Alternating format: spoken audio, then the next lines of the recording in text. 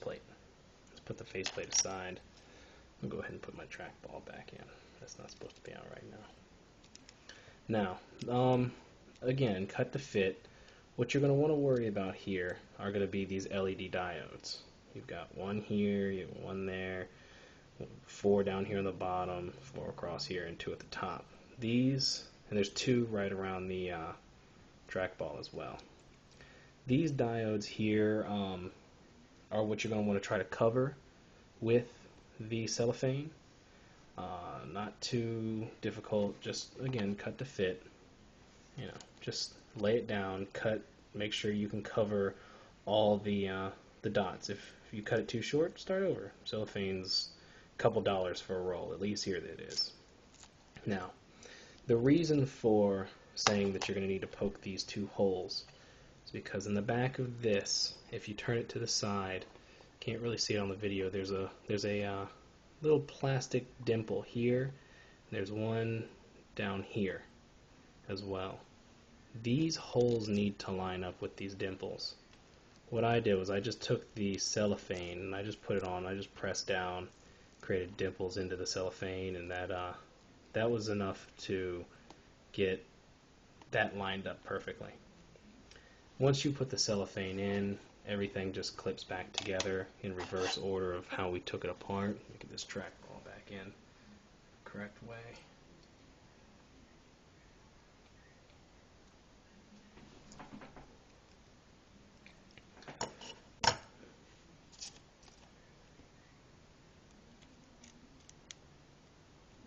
Alright. Trackball. This again clips right down in those 4 points.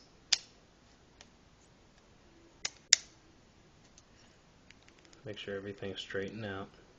There's a nice little seam or whatever right down here underneath your screen, between this bar that goes across the 4 bottoms and the screen. The first couple times I did that, the seam kind of got pushed back through. You'll see what I mean. Maybe, maybe not. Just make sure that's straight. Otherwise, you'll have a nice little bump or rough edge right here. It's kind of weird. Just bothered me.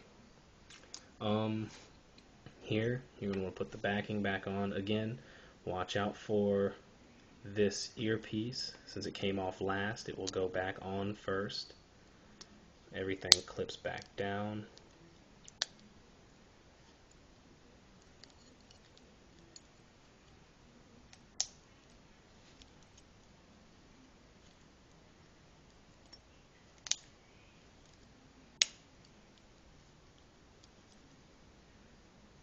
Then from this point, you're just going to want to start putting your screws back in.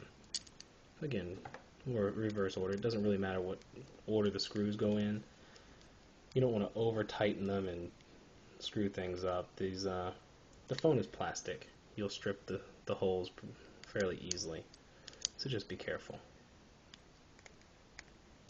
Again, 6 screws, 4 on the back, 2 in the front.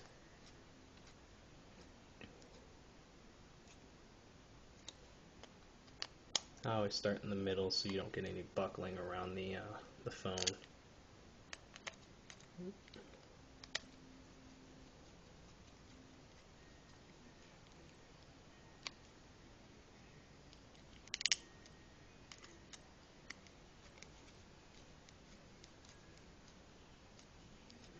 Okay.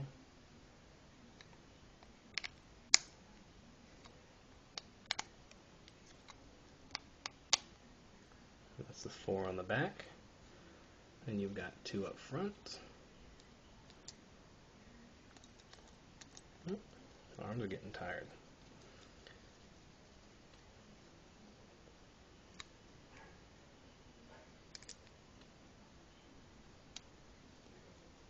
Okay. Now, once all these screws are in, I always do a final check, make sure all the seams are good and nothing's loose and so on and so forth.